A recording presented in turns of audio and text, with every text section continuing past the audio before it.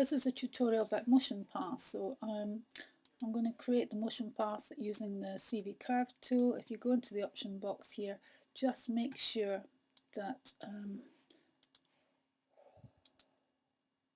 it's on 3 cubic, not linear, 1 linear. So I'm just going to draw the motion path here in the perspective view, enter.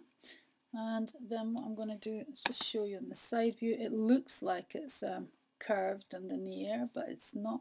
It's very flat. So I'm going to go on to side view and then move these CV points around so that there's a little bit of height to it and more interest to the path that the object's going to come along. Okay. So I'm just going to go into object mode, right click object mode and then raise the whole path up a little bit from the origin.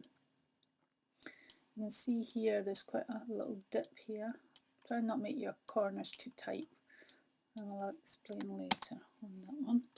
So I'm going to create a polygon and we'll just use a cone. It'll go into the origin. So I'm going to select a cone, select a motion path, and then I'm in animation here.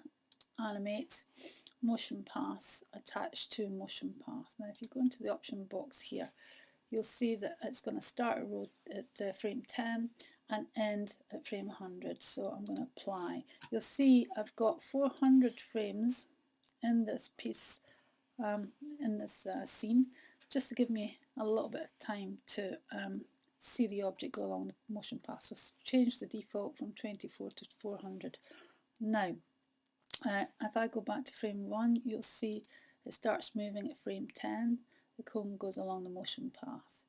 Now I'm going to go back to frame 1. I'm going to go Control A, and you'll see in the attributes editor we've got the motion path here.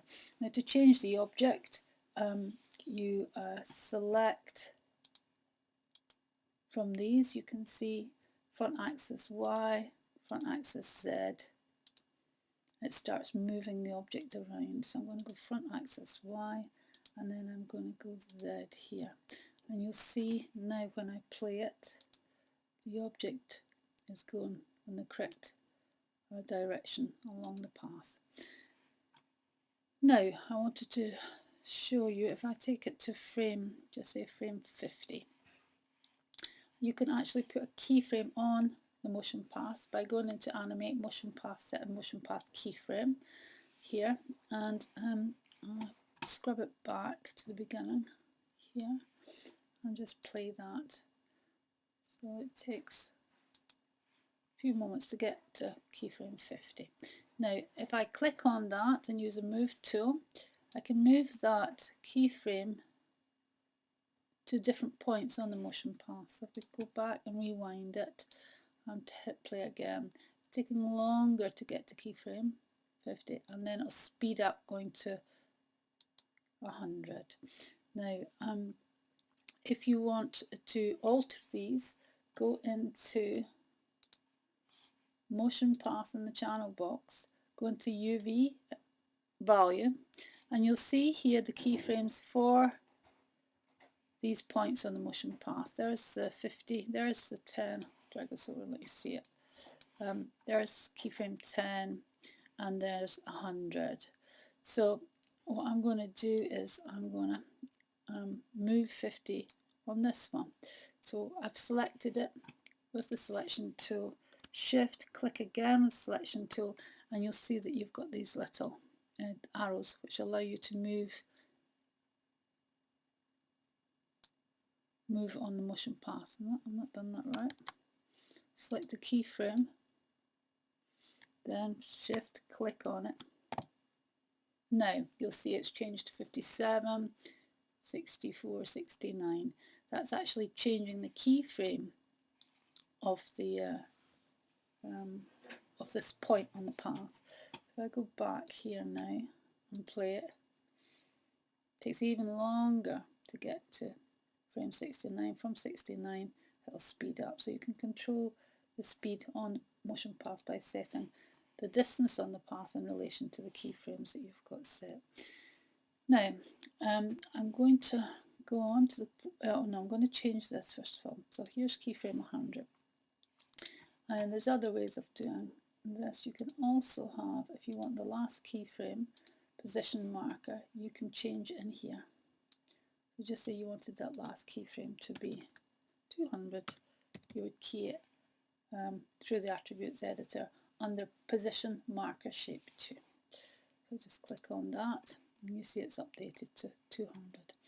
Now I'm going to go on to the actual control vertex on the motion path, and I'm going to create a corner here. So just move to a little bit of a corner there and then rewind it to the beginning. Now if I play it, it's taking a while to get to 69, so I'm going to select that, go in here, I'm going to go into motion path here, I'm going to go into the UV element and show this keyframe, and there's 69 there. I'm going to shift and click on it, and I'm going to make it less. I'll make that frame 48, just say. Okay, go back to the beginning.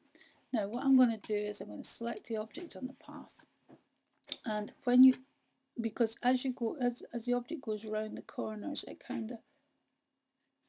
doesn't bend with the corners. So what I'm going to do is I'm going to put a lattice around it. So if you go into motion path and flow path object, you'll see this lattice that's going around the object itself. And if I play it now, you'll see the lattice bending and helping the object. It deforms the object a little as it's going around the corners. It helps it flow along, so it's good for fish or snakes. You can increase the amount of vertex on the or edges on the lattice as well. So if I wanted to create more, I would just key it in here. Now I want to show you in the window outliner. You'll see that the lattice has two options here. We've got the base and we've got the lattice. I'm going to go into the base and I'm going to move that away from the lattice itself. Now if I go into the base, they're linked, these two, so if I reduce that and then make the object go along the path,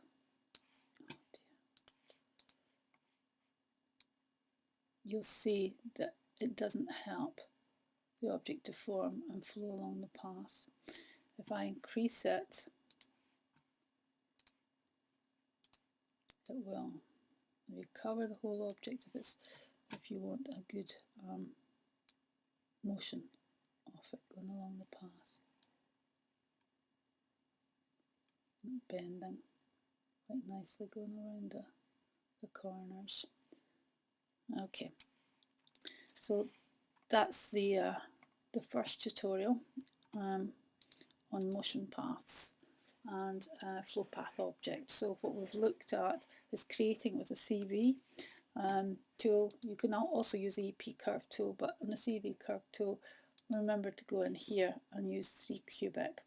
Then what you would do is, if you want to change the actual points on the path, you go into your channel box and go into the motion path. You can go in here and you'll see all the keyframes for them. You can move them around. You can also move them around on the path itself by clicking the move tool and selecting them. If you want to change the direction of the object, you go into the attributes editor for the path, motion path, and you can inverse it, or you can inverse up or inverse front, or you can change the object itself, the position of the object on the motion path. Now you can also do a bank, and you can set the bank scale that you want on the motion path and the bank limit. This is good for planes, or people. I've seen it with a human figure going around the corner and they swing out a little bit as it goes around the corner. So I'm just going to show you here. I'm going to drag that. Bank swings to the side as it's going along. You don't see it as clearly on this object, but you would see it in other objects, especially if they've got wings. So that's the lesson on basic motion paths.